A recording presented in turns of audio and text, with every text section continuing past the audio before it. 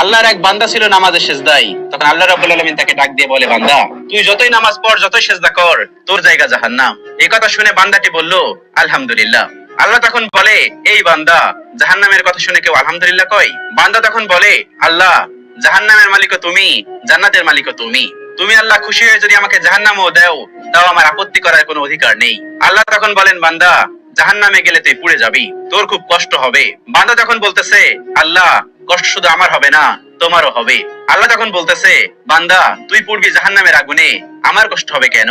বান্দা তখন বলে, আল্লাহ, কোন মায়ের কোল থেকে যদি কোনো বাচ্চা পানিতে পড়ে যায়, তাহলে কোনো মাই দূরে দাঁড়িয়ে থাকতে পারে না, দৌড়ে গিয়ে বাচ্চাকে কোলে নেয়। আমার বিশ্বাস ওই মায়ের চেয়ে কোটি কোটি গুণ দয়া তোমার বেশি।